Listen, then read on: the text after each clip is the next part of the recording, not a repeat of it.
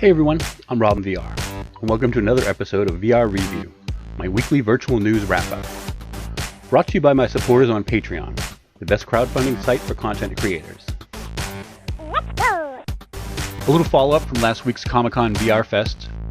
If you missed the MR.Robot one-time only live VR simulcast on July 21st, surprise, it's back.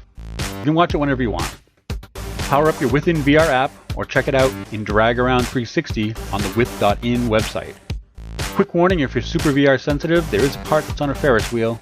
It's very slow moving and pretty low key overall, but just so you know.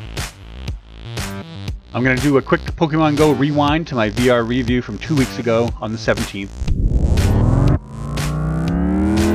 With Nintendo's stock price amazing rise since the game's launch. A lot of this seems to be confusion about who's actually going to profit from the game's popularity. Like I mentioned last week, the game was developed by Niantic Labs and not Nintendo. Niantic has licensed the Pokemon characters for use in its game, but even that connection is diluted by the fact that Nintendo doesn't own the Pokemon characters outright. They're owned by the Pokemon Company, of which Nintendo owns 32%. So while Nintendo receives royalty from the licensing, they receive very little direct profit. Is the popularity of this augmented reality game going to lead to huge popularity of future Nintendo games? Personally, I wouldn't take that bet.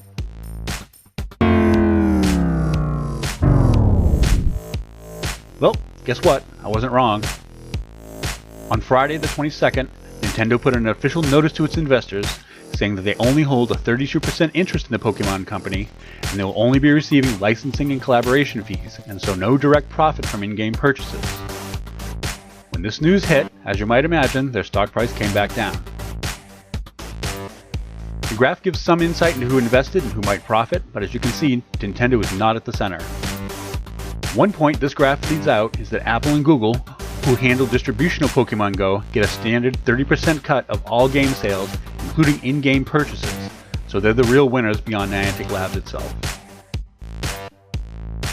Speaking of augmented reality, during an earnings call with investors, Apple CEO Tim Cook talked about the Pokemon Go success and said, "I think AR can be huge, so we'll see whether or not it's the next platform, but regardless, it'll be huge." Despite having patents and listing jobs related to VR and AR, Apple's been pretty silent about getting into either technology. Personally, I'll think we'll see some AR glasses from them soon. Apple's not known for 3D gaming, the kinds of graphics that VR demands, and tend towards design first. So I'm thinking a more elegant Google Glass type design with Apple Watch functionality, Bluetooth linked to the iPhone in your pocket. Not HoloLens mixed reality graphics, but basic 2D augmentation.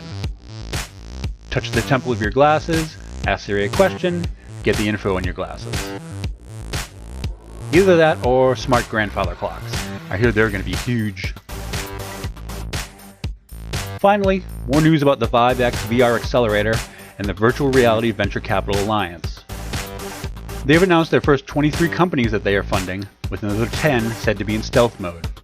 Now before you throw your hands up and say I missed my shot, the Virtual Reality Venture Capital Alliance $10 billion fund is far from out of money, and in fact they just added on 10 more venture capital firms, and now reports they have over $12 billion in deployable capital.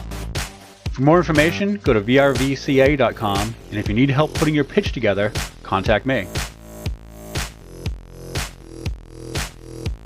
If you like my videos and they've helped you keep up with these new technologies, please consider joining my Patreon.